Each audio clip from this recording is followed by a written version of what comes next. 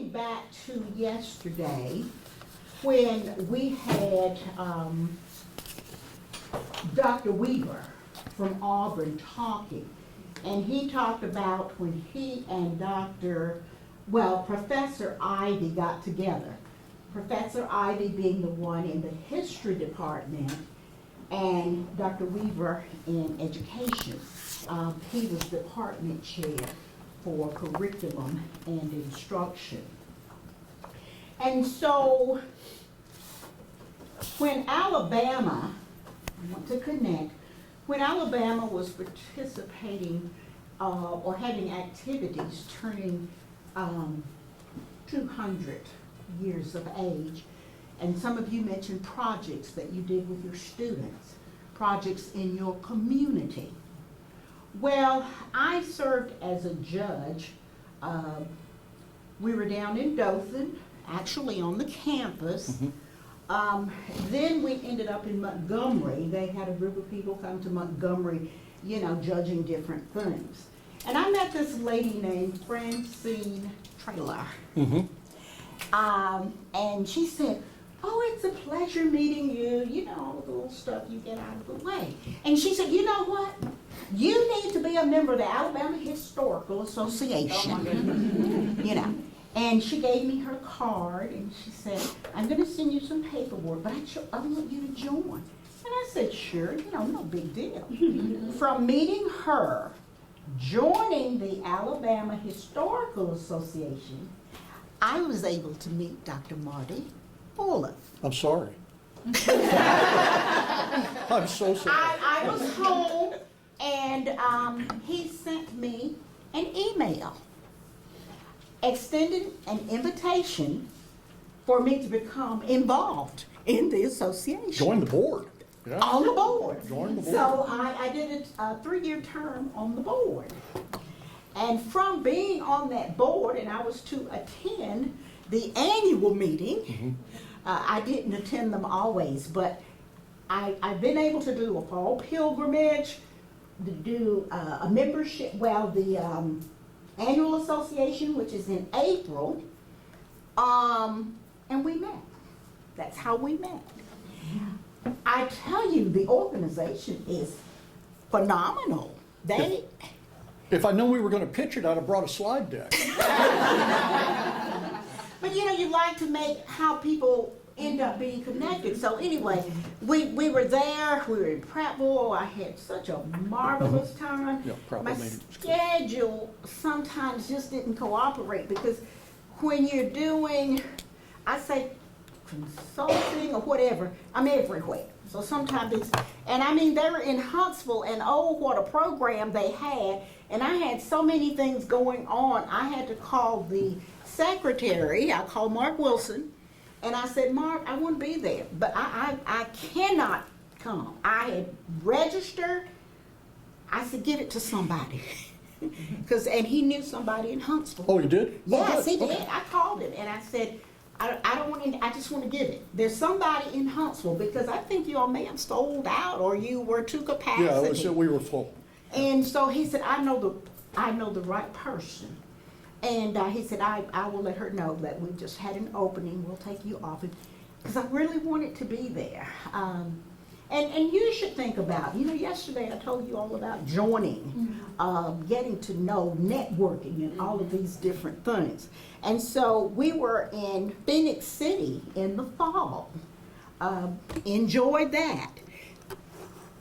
So, as a result of that, here today, because I know he's an archivist, he's a historian, he teaches history, he's got a lot of things going on. And I think he is the right person to share with you about the cultural approach. And so I extended to him the invitation. And so here we have him today. Look there, he's pulled it up, you know. We're constantly recruiting. So Yes, we are.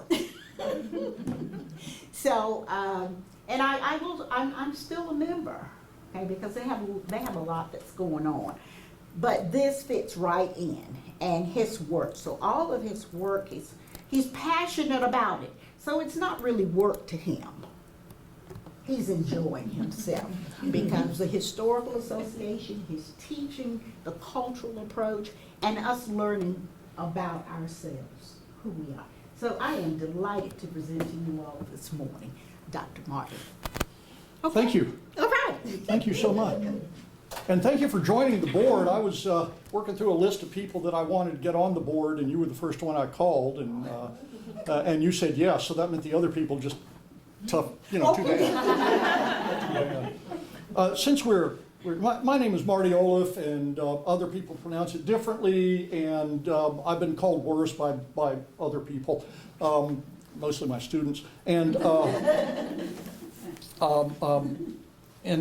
so just, my major professor, when I passed my my final dissertation defense, and they sent me out of the room because you got to be dramatic about stuff, and then they brought me back in, and my major professor, there's always some kind of little rite and ceremony about it. So this was a long time ago. He stood up, he walked over, and he said, "I am not going to call you Dr. Oliff because you're just not that guy.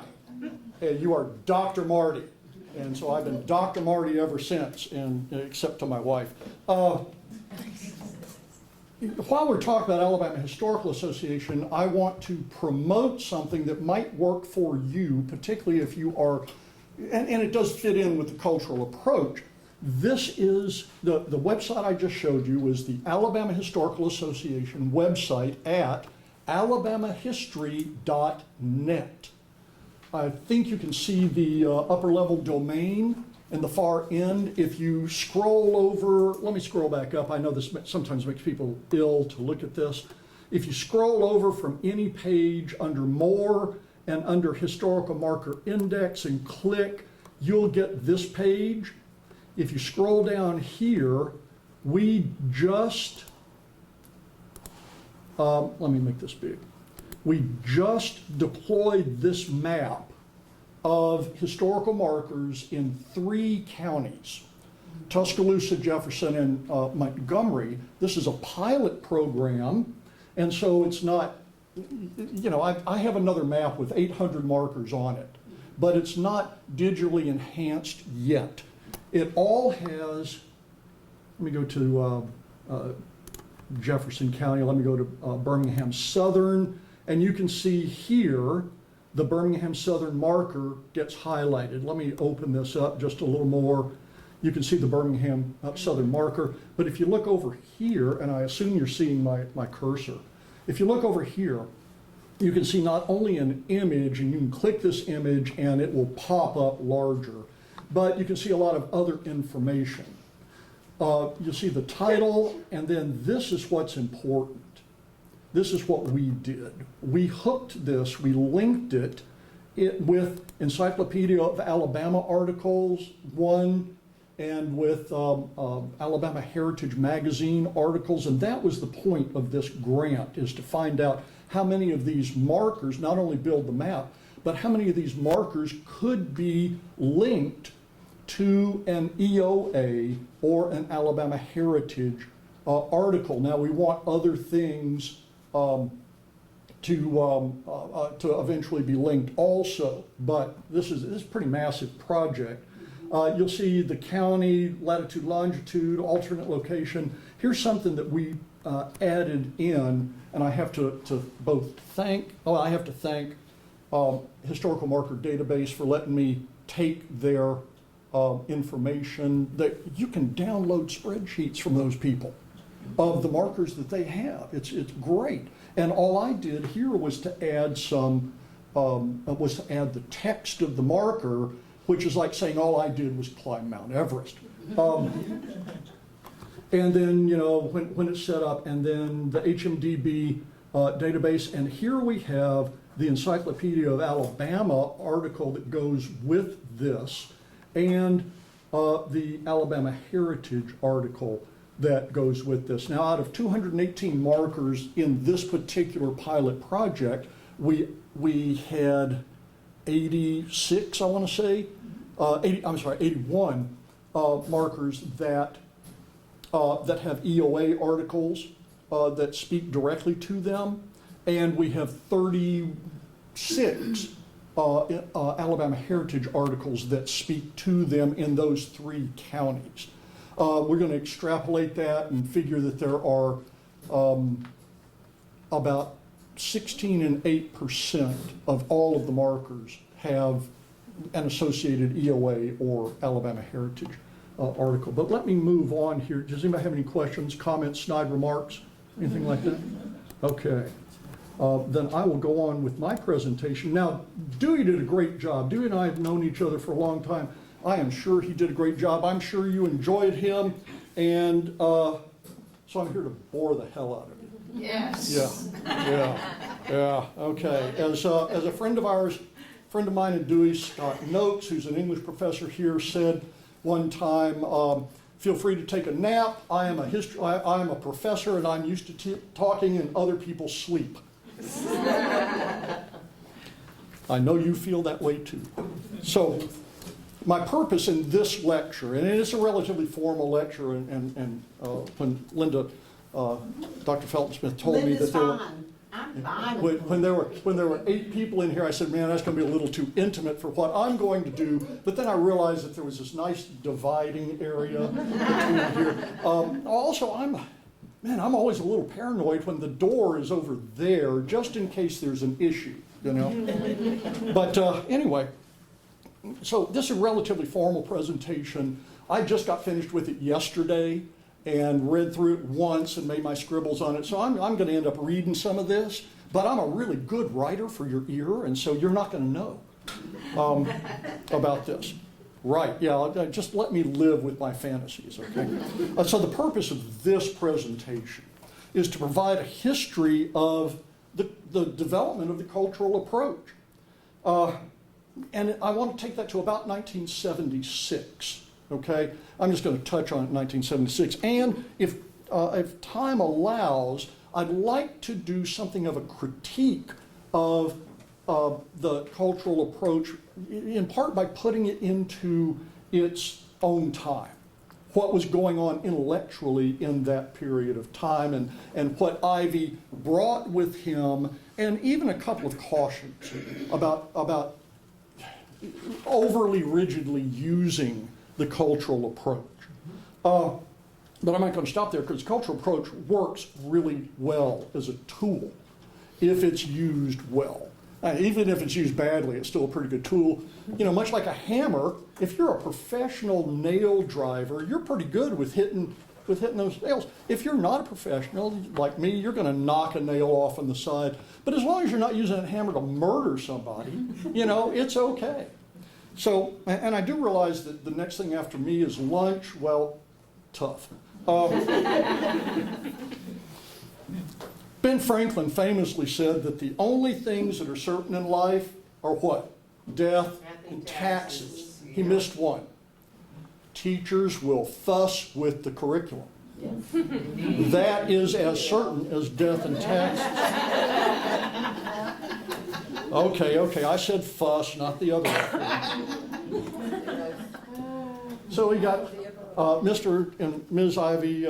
Ivey received his bachelor's in 1926, and these dates are kind of important, not to memorize, but to place in time the influences that are going on with him.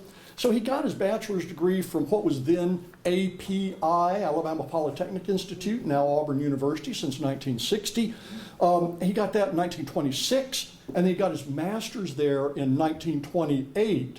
And how anybody does a master's in 2 years, I'll never know. It took me 3.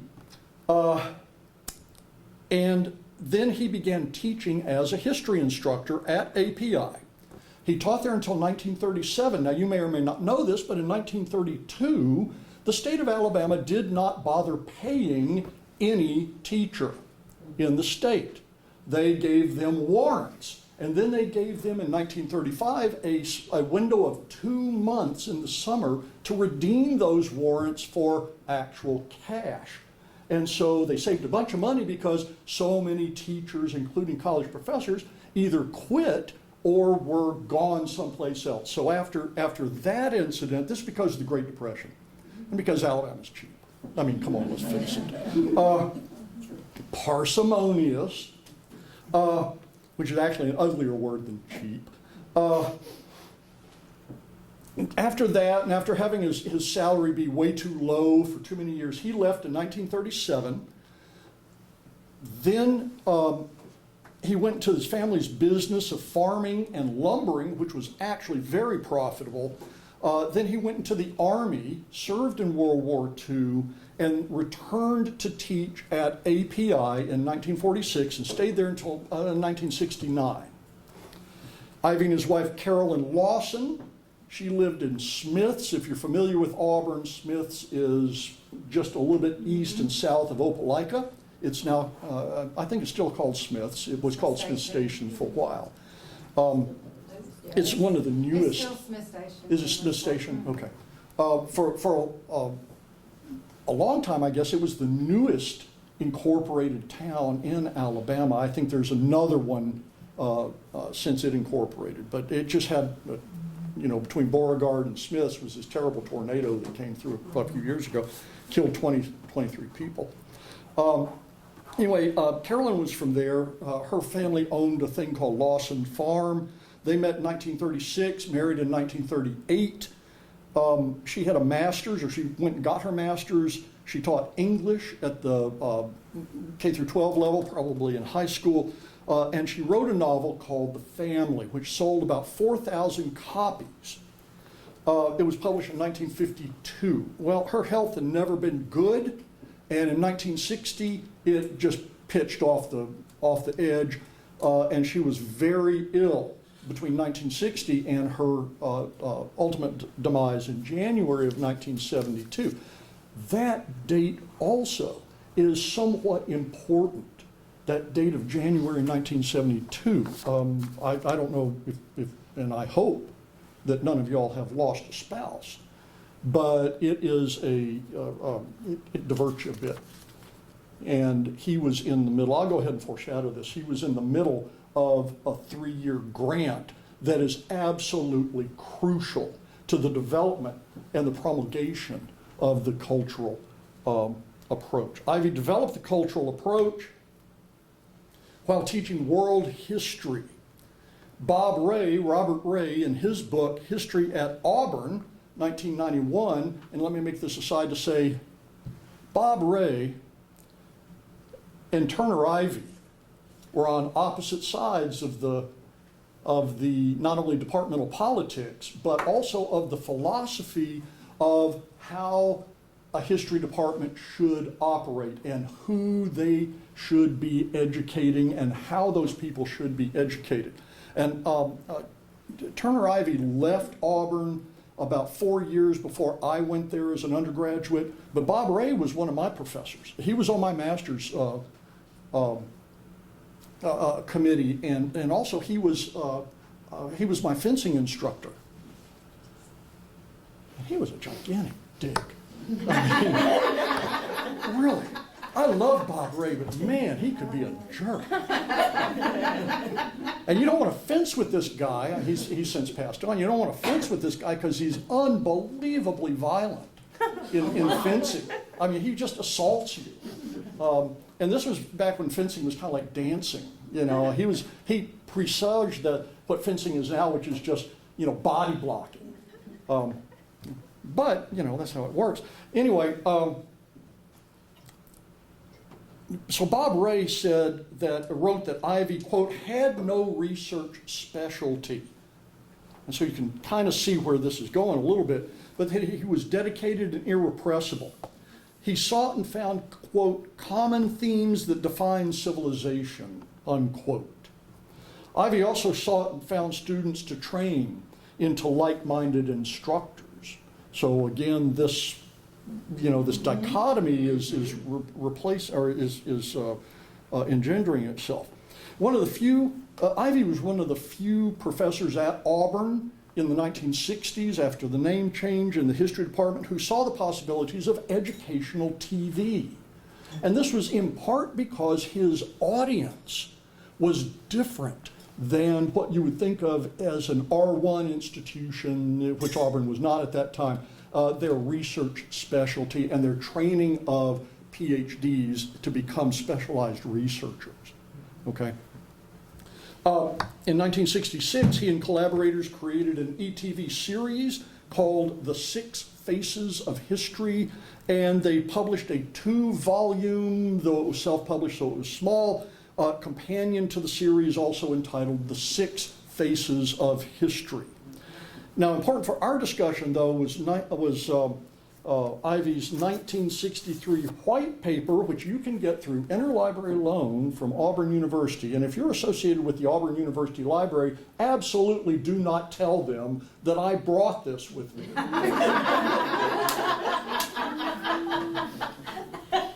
Left the campus. They will have a fit, and they will quit sending me ILL stuff. Okay, so this is the approach. I mean, it's typewritten, you know. This is published, quote unquote, by Auburn Duplicating Services. Right. All right.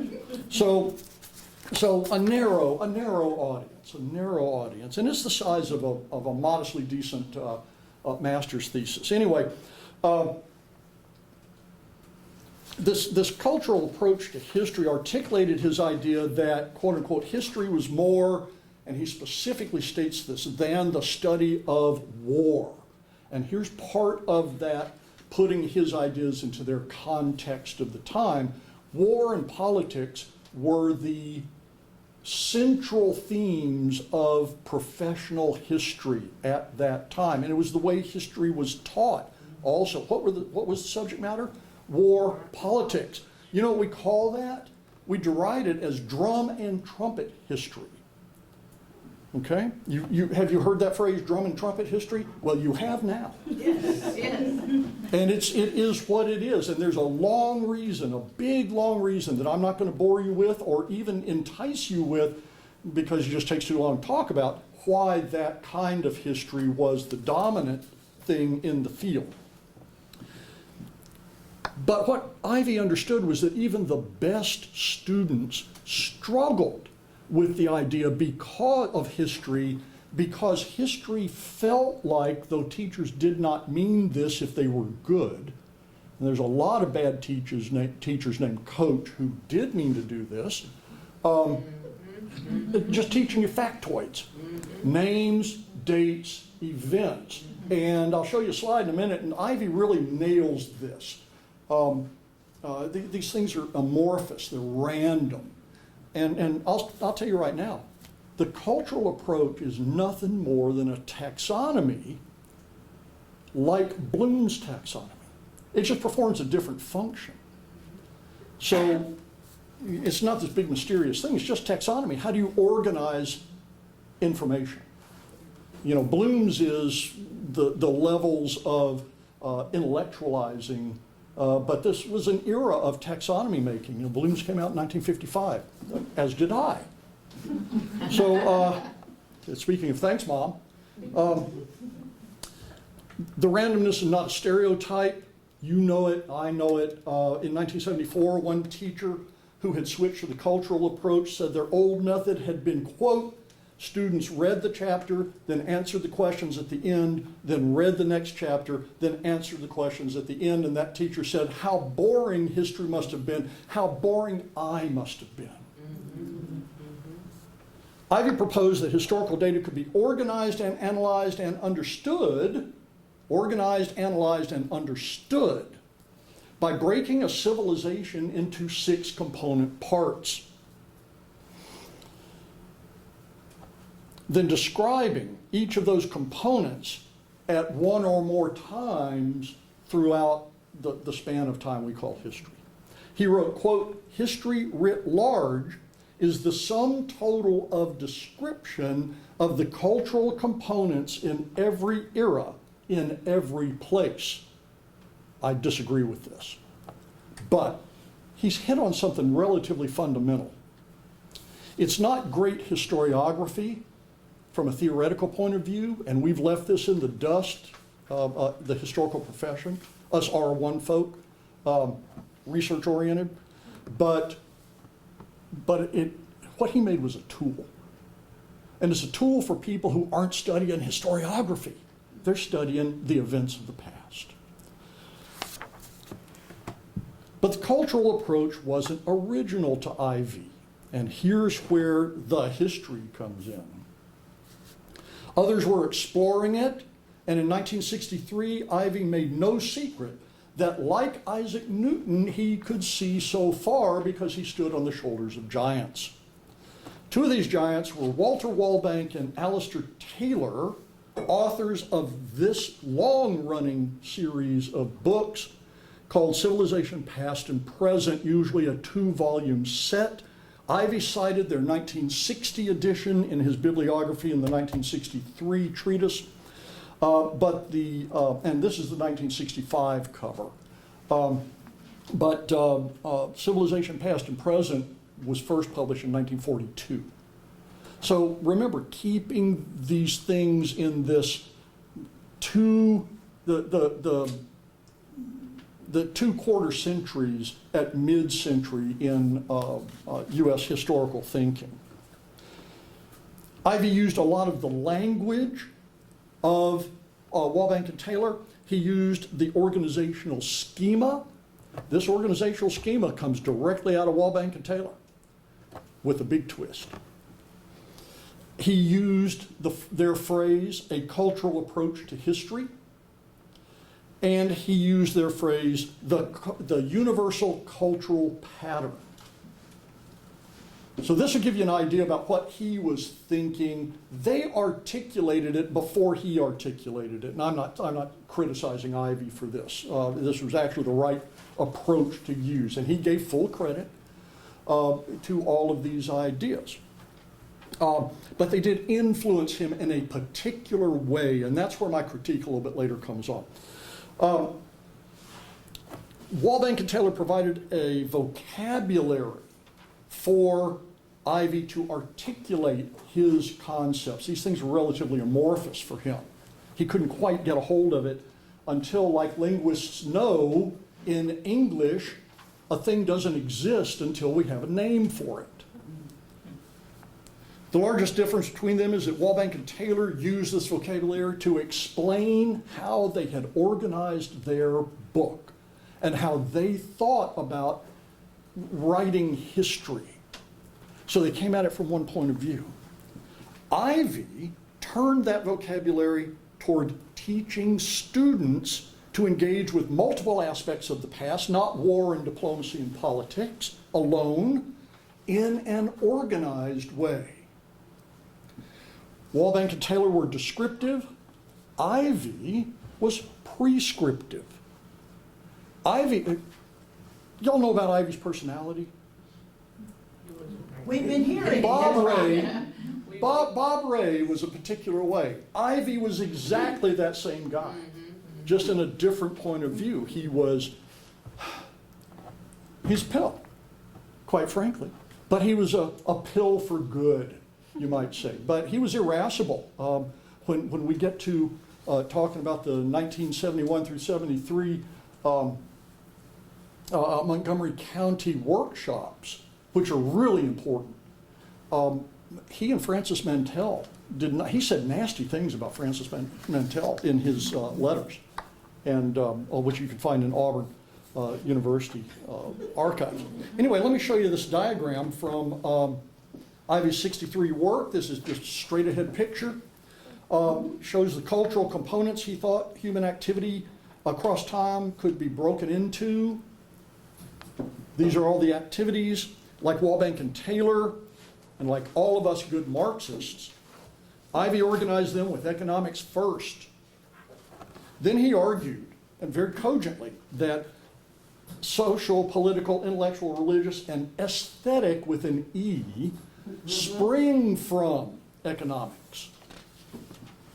Okay. This diagram defines what Ivey saw as the central characteristic and some of the definitions of each one of these components. For example, economics equals the market. Well, we all know that economics is more than the market. Economic activity is more than the market, but that gave students at that period of time a specific thing they could latch into. Social was the home. Political was the state. Intellectual was the school. These are the institutions that emerged. Religious was the church. And aesthetic, again with an E, was museums and opera and concerts and stuff like that. So we can see how early Ivey is in his articulation, because this schema does not lend itself to a descriptive mnemonic. In fact, it lends itself to the mnemonic aspire, E-S-P-I-R-E. So, crummy mnemonic, doesn't work. Let's look. Did you guys get your photos of that? Okay. To further explain how each sphere of human activity interacted with all the others, Ivey produced 6 illustrations. I'm not going to show them all to you. They're in the slide deck, but I ain't showing them all to you because I want to go home too. Of how they interacted with each other. So let me see if this works. Okay, so we're looking at economic, and I'm going to look at social. Okay, how does the market interact with social? Well, it provides to the home, the market provides to the home, quote, consumer goods for the home, capital goods for consumer goods, unquote, and the social sphere contributes managers, technicians, workers, and consumers. Now, let me show you one more. Social. He's consistent in every way except how he lines these things up. Because here is economic over here instead of being down here.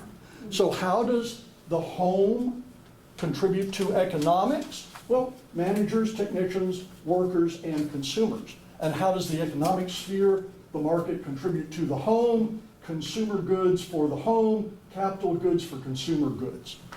Exactly the same thing. These are just, you can just open it up to one of these and you can see how it's going. I say open it up to one of these as if you can get hold of this, this one issue of this thing that exists in the world. I scanned it, so there's more than one issue. All right. Now he goes further because he has to add time, because what do historians deal with? We deal with change over time, and let me stop us right there. What is bigger than change over time? Consistency. And again, if we're looking for, and I disagree with doing this, but it's a good way to talk about it, if we're looking for laws of human behavior, we can look at Isaac Newton's idea of inertia. Stuff just doesn't move that much. And in fact, I've tried to explain this by saying what most of our world is a giant gear. And what most of history looks at is this one little gear down here that's spinning maniacally and moving the big gear inch by inch by inch over the course of an extremely long time. Ivey taps into that, that concept. Let me get to my notes. So he addresses a progress of civilizations. Remember that idea that you can take a civilization at different periods of time, describe its 6 components, and therefore you have history. Okay? That's what this looks like. Here he illustrates how early organization, or rather pre-civilization, how early civilization or pre-civilization of the tribe of Stone Age man, with air quotes, exists in time and can be described through specific cultural components, okay? And as we'll see, the characteristics change from one civilization to the next. The components are the same, but this business changes, these descriptions. So let's look here under Stone Age tribes. Economics is food, is hunting and gathering, clothing is animal skins, and the dog was domesticated by Stone Age man. The social sphere rests on, quote, limited outside contacts, localized culture, and the basic social unit was the family. Ivey laid out 12 civilizations in a similar fashion. Ancient Egypt, which was the focus of that 3 years of the example they used for that 3 years of workshops in 1971 and 1973. Then what he called, quote, the Near East from 4000 to 500 BC, India from 1500 BC to 500 AD, China 500 BC to 900 AD, Athens 750 to 300 BC, the golden era of Athens, the Roman Empire, where he accidentally picks up a bunch of the Roman Republic, 133 BC to 475 AD, and the Saracens. I make a big production about this because nobody talks about the Saracens anymore. And how he got the Saracens, I mean, I get it. I understand how he got the Saracens. He'd been looking at the Crusades and teaching the Crusades. And who were the enemy of us Jesus-fearing folk? Why, the Saracens. All right? The Saracens from 622. Why 622? What happened in 622? The Hajj. That is year 0 in the Muslim calendar. 622 in the Gregorian calendar is year 0 in the Muslim calendar. All right? Saracens, Muslims in the Middle East. So 622 to 1000 AD, economics was extensive trade and revived irrigation. Social was caliphs and government officials, upper commoners, lower commoners, and slaves. These are the institutions that he believed developed. This was followed by medieval Europe, followed then by early modern Europe, 1300 to 1600 AD. And then he offers 2 diagrams. So we're up to 1600 AD, right?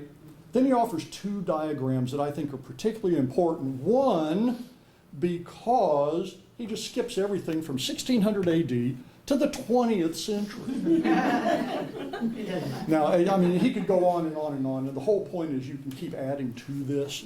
You can define a civilization or an era to look at, and then you can do this whole thing. Anyway, so he lays out for the teacher and the student's use a 20th century, the United States of America in the 20th century. So modern America, okay, it's the 21st century, but you know, he was in 1963. So what are the characteristics of the economy of 20th century U.S., religion in 20th century U.S., aesthetics with an E in 20th century U.S., et cetera, and even more important, and I'm not sure why I understand it from a publication point of view, he put this one last. You, now. Because his entire concept of teaching began with, and this is straight out of John Dewey, right? Begin with what the student knows. And as he said, as he wrote, it is generally true that people are interested in what affects them personally. Well, duh. Much more than they are interested in other things. And he wanted to begin the teaching of the cultural approach by leveraging that tendency. Now, I made an excuse to put these next 2 diagrams in because I like them. I think they're fun. These are from his 1963 treatise demonstrating his idea that the cultural approach could organize knowledge, just like undifferentiated iron filings passing over a magnet will organize themselves. The cultural approach can create intellectual order from disorder, and it can create from unhappy students who are overwhelmed by a bunch of disjointed factoids, which is like me when I read some student papers. The cultural approach allows them to organize this information. And I don't know about you, but when I have organized information, it doesn't keep me up at night nearly as much as when my information is disorganized. And I'm not a big organization guy. I used to, you know, you look at my watch and it was like that scene from Animal House where all the guys are checking their watch and it's 2 minutes till 11 and John Belushi's is 6 a.m. You know, that's me. That's how I used to set my watch. Yes, alcohol was involved. Okay, after 1963, Ivey worked diligently because he was that dude to promote and refine his cultural approach. Now, you guys heard from Dr. Weaver, right? I interviewed Dr. Weaver over the telephone, and man, it was like, I didn't know enough about the history of the Ivey business I just stumbled across Weaver's name. I stumbled across the fact that he was still alive. He answered his telephone, and so we talked. And so I got some information from him. He and his collaborators, like I said, in 1966, put out that ETV series and the 2 volumes that are companions to it, 6 Faces of History. Ivey himself worked with a guy named Russell Berry of the Alabama State Department of Education to do limited teacher workshops. And then Dr. Weaver was very kind, but it was blatantly obvious, and I've been 30 years in academia, so it was blatantly obvious how this worked. Ivey walked into Weaver's office walked in cold, and dragooned him, shanghaied him into developing Weaver said, yeah, I was a little intimidated. Because Ivey's tall, right? He does that Lyndon Johnson loon, giving him the business. Anyway, Weaver said that Ivey basically dragooned him into working out a pedagogy. What Ivey didn't really understand how to do was work out a pedagogy. And I consider myself very lucky here, because Weaver, my bachelor's degree is social science secondary education. And Weaver was the head of the social science education department when I was there. But did I know that until I talked to him about 2 weeks ago? Oh, hell no. Anyway, great dude. This collaboration finally received a full-on test in an $85,000 3-year Title III grant. $85,000 in 1971 is worth $675,000 at a minimum in 2025. I just ran that through the inflation calculator at Measuring Worth. Use measuringworth.com. Don't use any of those slack inflation calculators. Use Measuring Worth. Boy, I just threw y'all into the deep end of the pool. Measuring Worth is confusing. But you'll curse me when you use it, but you'll find out it works really well. Anyway, they were to prepare 15 teachers in the Montgomery school system to develop and implement Ivey and Weaver's concepts. And let me tell you this, one of the teachers who was in all 3 years was Dewey's teacher. That's how he knows so much about that. He went to Goodwin Junior High and was introduced to this by the teacher that went to these 3 sessions. These things were, let me make sure I'm okay.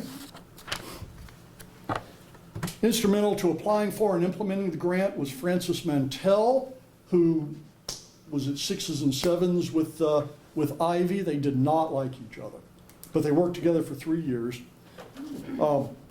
proving that a good goal is a good thing.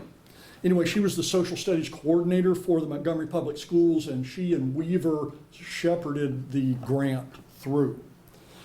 1971 and 72 workshops were 8 weeks long, 8 weeks long, June and July.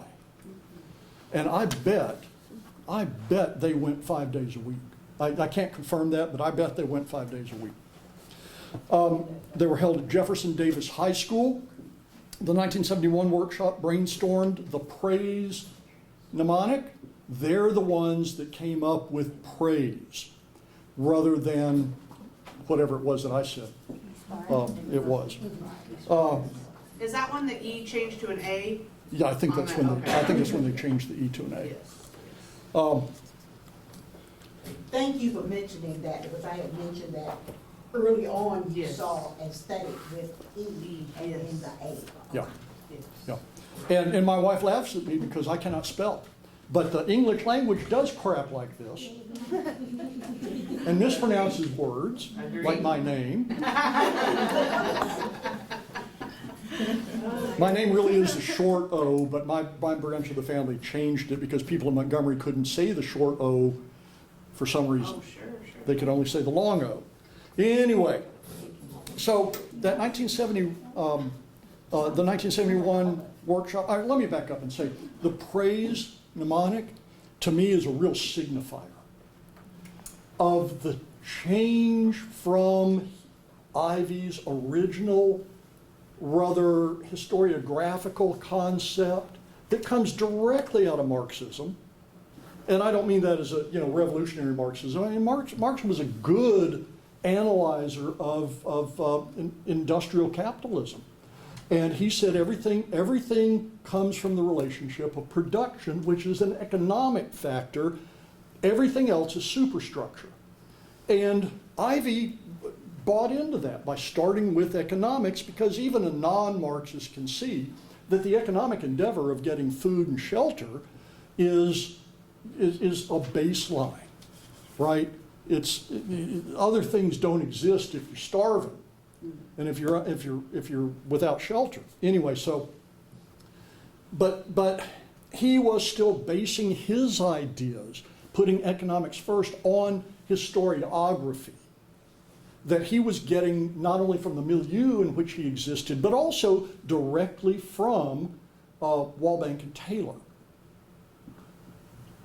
But the teachers got hold of this, and I don't know what influence Weaver had. But the teachers, I'm sure, created this mnemonic of praise because they're not steeped in historiography. Y'all aren't steeped in historiography. I live and breathe this stuff. But y'all aren't. And so you saw a tool, your predecessor saw a tool. And if it had a good mnemonic, it was something that your students and you would remember, a way of organizing the information. But it separated it from its historiographic tradition. Now, I'm not casting value judgment on that, but I think it's an important thing to know. Not only that the thing happened, but what occurred. What were the results? What was the consequence of that? And it made it less politically, it made it a little less political. And it doesn't hurt, particularly in the South, to juice it with something that sounds religious, right? Praise, yeah, that sells, Elmer Gantry knew that. But that 1971 workshop began with understanding the cultural approach. I mean, it was absolutely brand new. Then devising student learning units, which are not really lesson plans, but they're the bigger goals. Do y'all still do student learning units? In that idea, do you call them student learning units, or that crap the administration makes me do? Well, more pace than God. Correct. I mean, really. Yeah. Then they devised supplemental material for classrooms because they weren't going to use a textbook.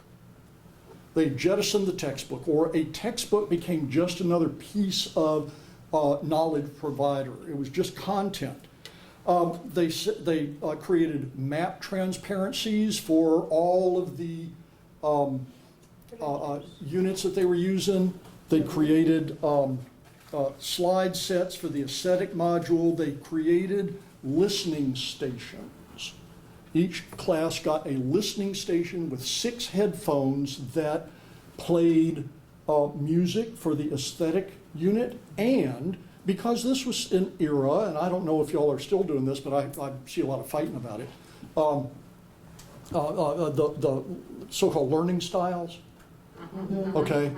Well, they were part and parcel of learning styles, and they thought, and I can guarantee you this is true, that some students learn better by hearing it. So instead of just doing a handout, in addition to doing a handout of the initial lecture, about understanding the cultural approach that students would look at. Teachers recorded themselves reading this so students could go back to it over and over and over again so they could understand.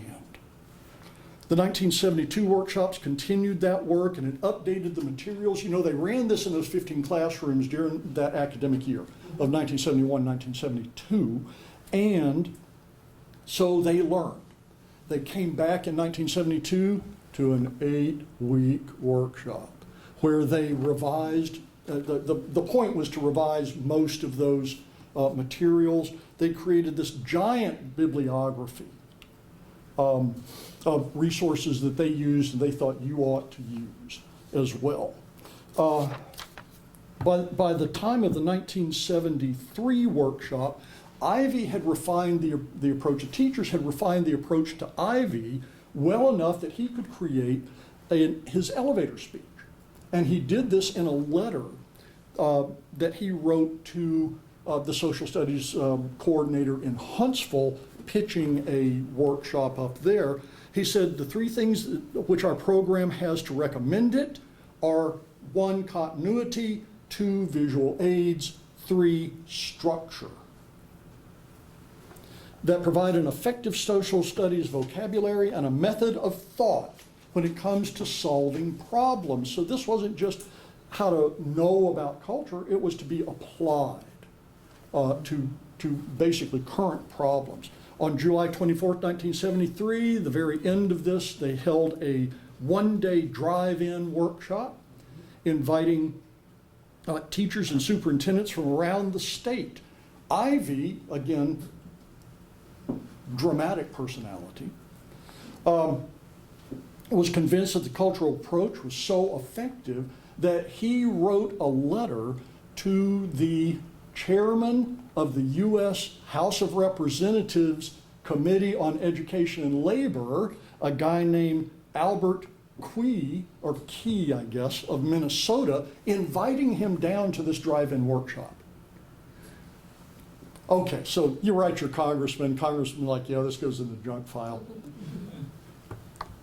Ivey got his congressman, Bill Nichols, to pester Albert Key. And in fact, the literature about this, or the source about this in the archives, is Nichols and Key's correspondence back and forth, where Nichols is saying, you really ought to go to this, and Key's saying, I really shouldn't go to this, thank you very much. But the idea there is that Ivey thought this was pretty doggone important.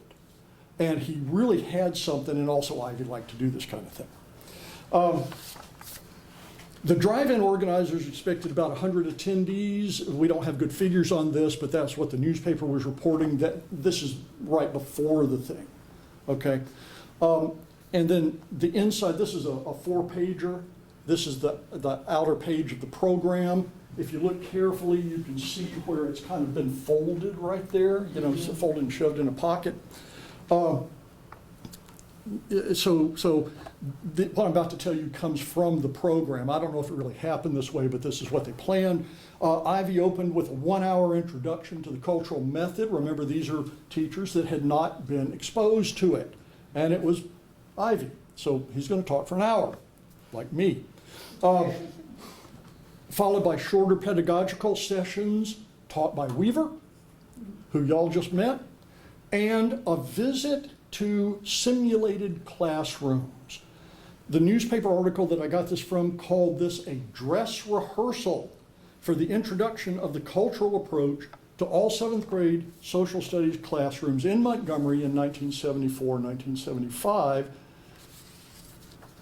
And off they went, okay? Not just the first 15, but the rest of the 7th grade in Montgomery.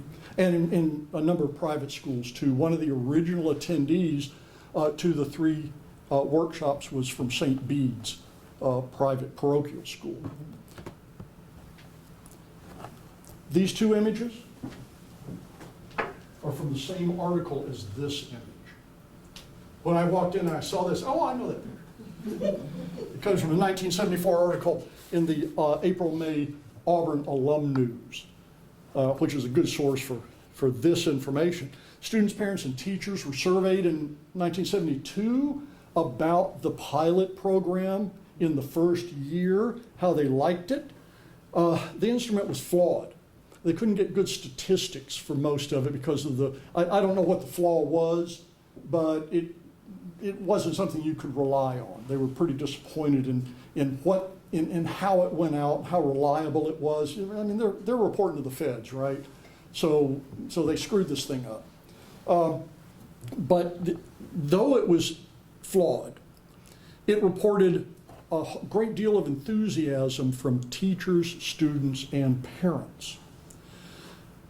Ivey reported himself in a letter that of 200 parental responses to that, fewer than 10 wanted to return to the old textbook-based method of teaching. And he scored that as a win, even though it's not statistically valuable because of the problems with the instrument.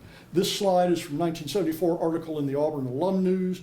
The image over there is Miss Elmira Clayton in one of her classroom bulletin boards, the Cultural Approach bulletin board as they understood it and were putting it out. Ms. Clayton had not been an original teacher. I think she might have been a classroom aide. And so they were introducing this to students at this time. And this one is Ms. Carol Marshall standing as a student next to the projects that they were working on. Y'all grew up doing projects, right? This is kind of where it starts. Not from the cultural approach, but from this era. I was in high school I was in high school from 1970 to 1973, from 10th to 12th grade, when our high school desegregated, and boy, was that an interesting period of time, including rioting and knifings and all kinds of stuff. Anyway, we didn't do projects. Or we started doing projects when I was in 10th and 11th grade. As part of our curriculum, most of the time it truly was worksheets and into the chapter questions and I don't know, I could learn history that way, but man, I could not learn algebra that way. So I still can't do algebra. Can't spell, can't do algebra. I think I've seen a pattern here. In 1974, a national inspection team, quote unquote, according to the Montgomery Advertiser, approved the cultural approach. I have a feeling this was the Title III team that came down and inspected it and said, yeah, this is good to go. We could, this is valid. You can use this nationwide if you want to. 1976 article in the Alabama Journal, the other newspaper in Montgomery, indicated that the number of students exposed in any particular year to the cultural approach was 3,348. So Dewey was one of those students. Ivey provided, here's a kicker. Ivey provided, he was well off, provided private funds to some teachers to attend workshops and to students at the master's and doctoral level to continue their studies if they agreed to try to incorporate the cultural approach into their studies. Okay, in our final minutes, I'd like to do a little bit of a critique, which is not a criticism. Okay, critique is not a criticism; it's analysis, and trying to put Ivey into his culture at his time. So let me offer this critique. Ivey worked during an age when some of the great modern historiographical movements in U.S. historiography collided. Big time of change in what we thought of as history. Professional history, where you could actually make money at it if you weren't already rich, where you could get jobs doing it, had only existed since the 1820s. So it's a new profession. So 140 years later, which is not much time, then there's a big transition in what people thought of as the proper topics of history. And he was operating in that period of time. What some have called the archival approach to historical method as opposed to the literary approach emphasized deep specialization and the fracturing of the historical narrative and the fracturing of the profession into its own silos of research. That was one of the things that Ivey opposed, was the fracturing of the historical narrative and the fracturing of the siloization of historical research, and what he considered to be the overtraining of people who should be teachers, but really end up being researchers. He also worked at the cusp of the great change in Western historiography away from drum and trumpet history, which is part of the great man theory of history, you know, where you have only biographies of generals, only discussions of war. And as I say, any schlub can sell 20,000 copies of any dreck. You see, I'm not very fond of this. Any dreck that they write about Napoleon Bonaparte or Gettysburg. Those two things, you can write absolute trash, and you will sell 20,000 copies of it. Wow. I'm in the wrong profession. Anyway, and I disagree with this. And here's where I do criticize him. He considered description to constitute history. But he was trying to create a tool to get complete neophytes interested in history. Instead of cracking open their heads, shoving in a funnel, and spooning in just disparate factoids, he was trying to get students to seize their opportunities, to organize the information. And the only people that can help students organize that information are teachers. So he was giving teachers a tool. This was not about the historiographical fights. So even if his tool, let me phrase it this way. The cultural approach tool, and I see it as infrastructure, the cultural approach tool is a floor, not a ceiling. Even Ivey said that it's not a panacea. He says this in 2 or 3 places. It's not a panacea, not going to fix everything. That's right. But it is a tool to fix certain things that are a problem. Now, let me capture some of the middle of this here. This was an era when historians were not yet questioning their basic underlying assumptions of what history was and how history moved. They had a whole bunch of what you might consider superstructural conversations about how change occurred. But what was their basic underlying philosophy? The basic underlying philosophy of all social studies in the mid-20th century was positivism. This is a philosophical system that comes directly out of Auguste Comte, C-O-M-T-E, who was the father of sociology. And what did Comte say? Comte said 2 different things. One is that human beings are subject to immutable natural laws. Their behavior can be studied, patterns emerge in those behaviors, and that expresses or shows you what the law of human behavior is. And there are multiple laws of human behavior, but that's what Newton said about motion.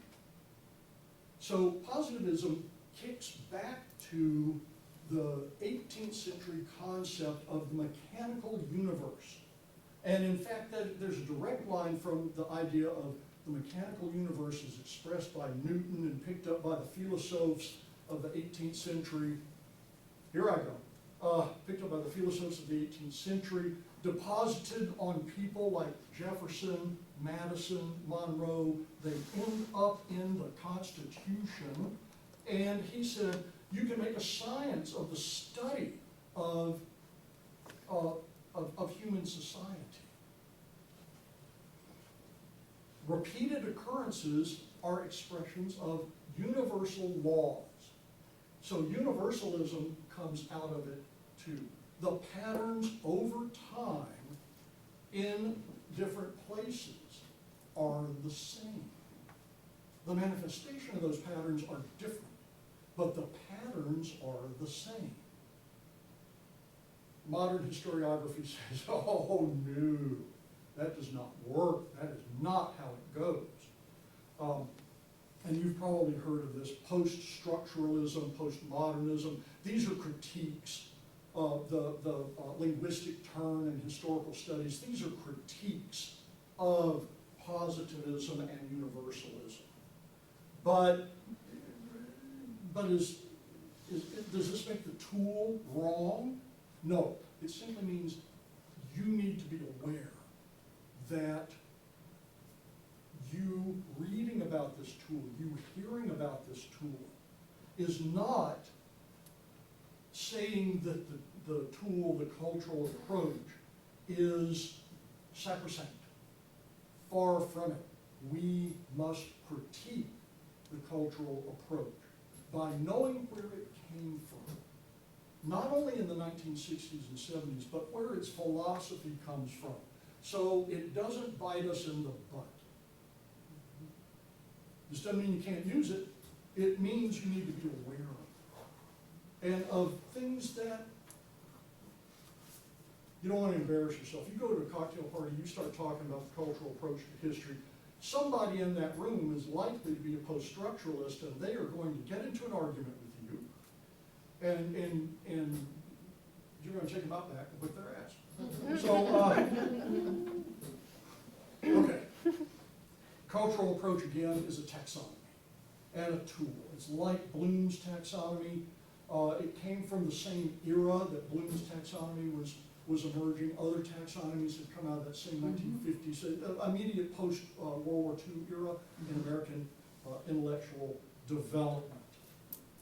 The best thing about the cultural approach, whether you agree with it or disagree with it, and its fundamentals and the philosophical bases that it brings forward, it's still a powerful tool because it helps students organize the information that they're receiving. And organization is key. As I tell my students, you can BS me all day in your papers, but you can know nothing. And if it's well organized, I'm going to get fooled by it. Yep. You know, organization is key. Because really what I'm trying to do is get an argument, not, construct an argument, not add to the historical literature. So anyway, that's my story and I'm sticking to it. Thank you very much for your attention, and I'll be happy to lie to you if you have any questions. Questions? As Crosby, Stills, and Nash said, at the first time they ever played together, was at Woodstock in 1969, they got a round of applause. Stephen Stills said, "Thanks for the clap."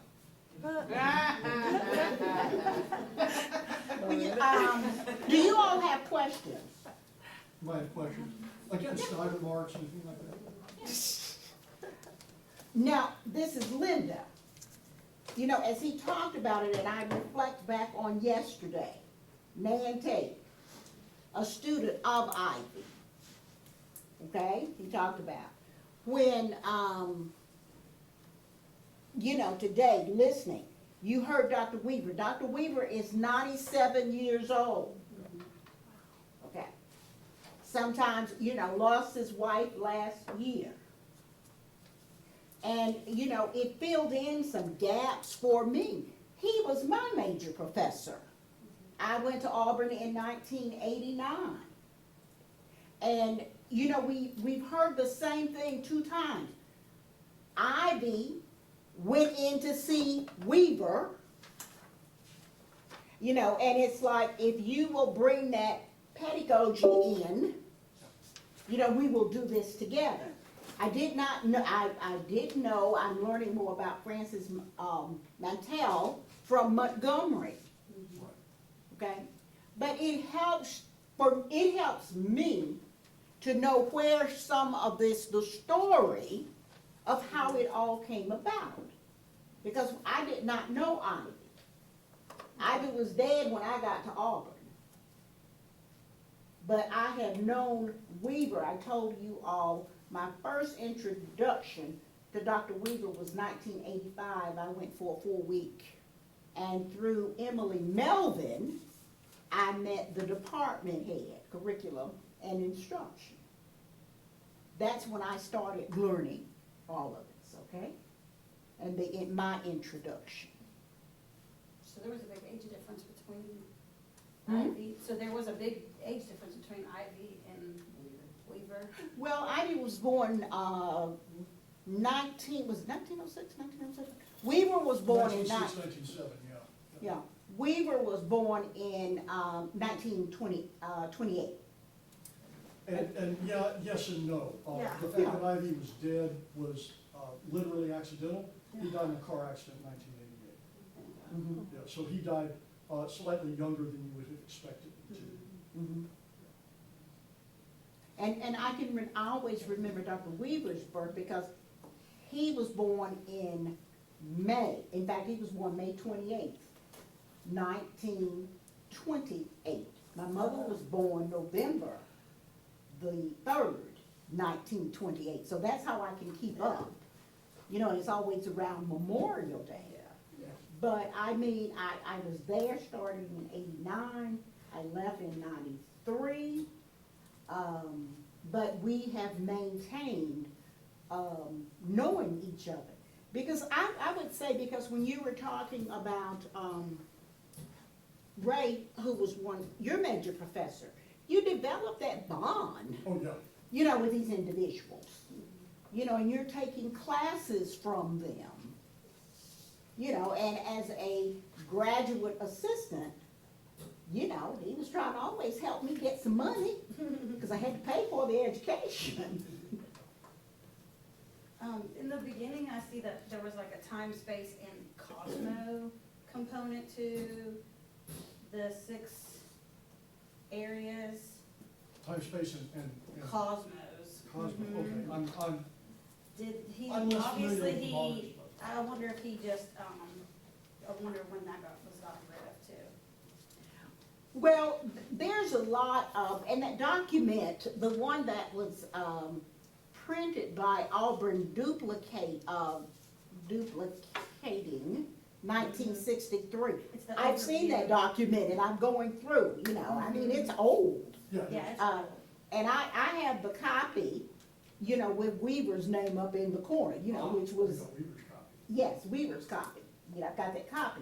So the thing was that the family, Lumber, Beatrice, where he was born, they made money. And so that's how the foundation came about. But I think the Cosmos component that you're talking about is certainly, if I'm understanding correctly, it's implied in 1963.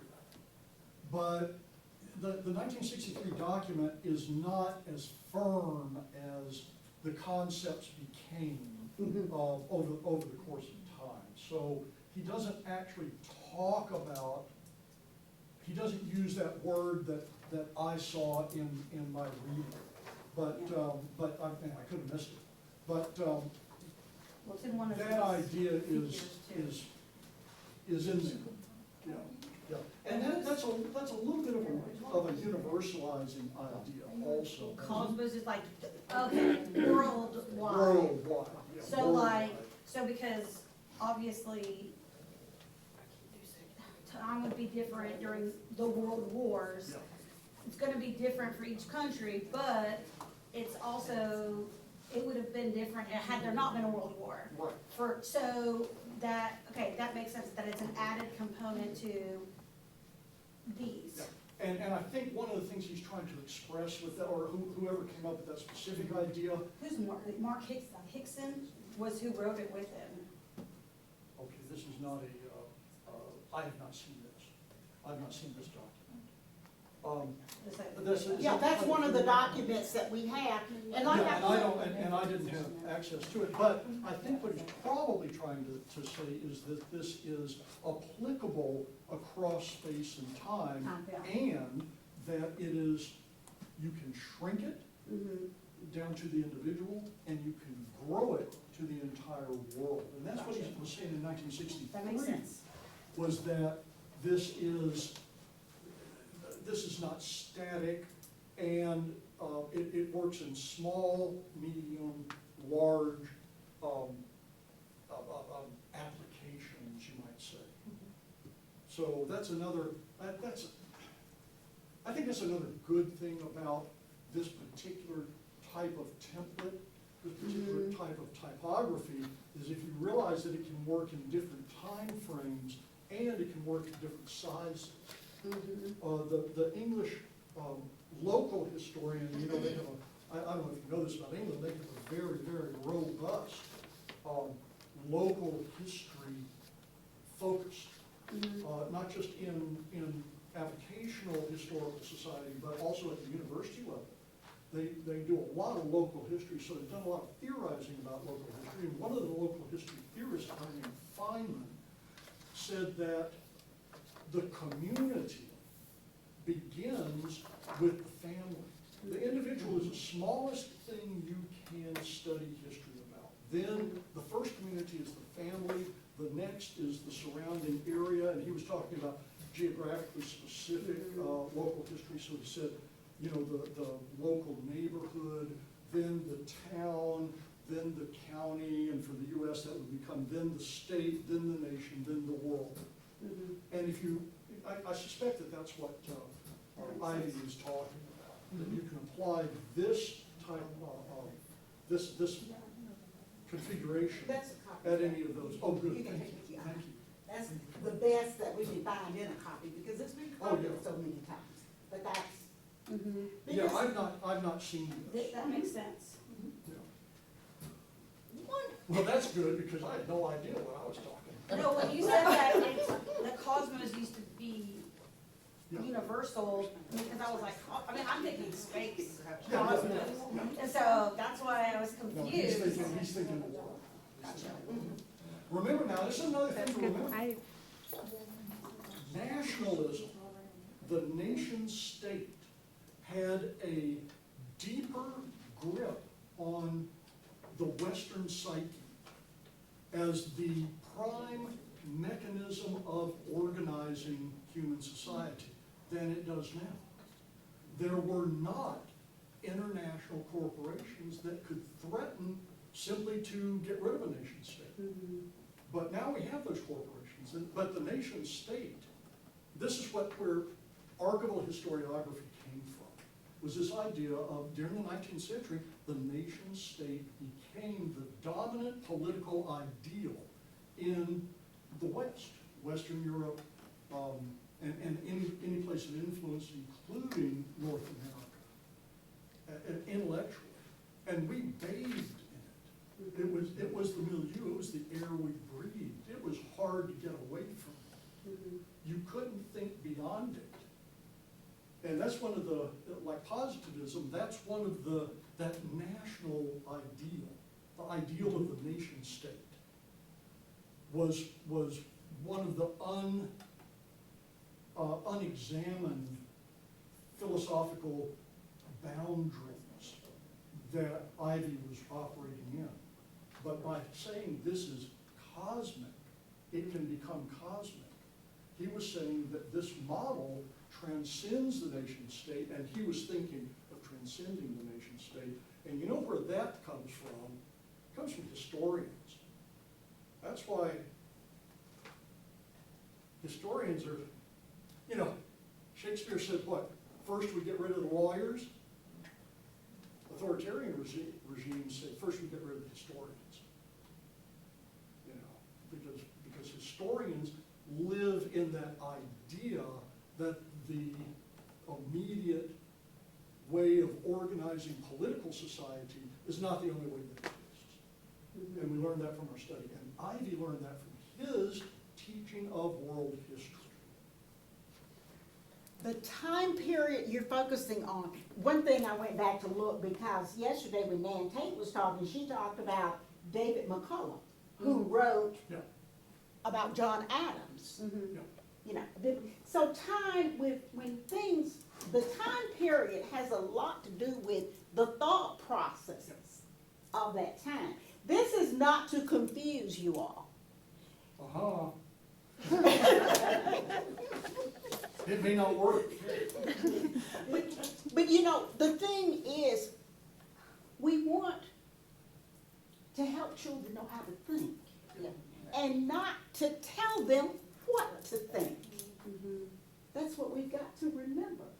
You know, we're not trying to make little Lindas, okay? We want to make children who can think for themselves. And you know, that's an incredibly, if I can jump on that bandwagon for a second, that's much more difficult than you think. Yeah.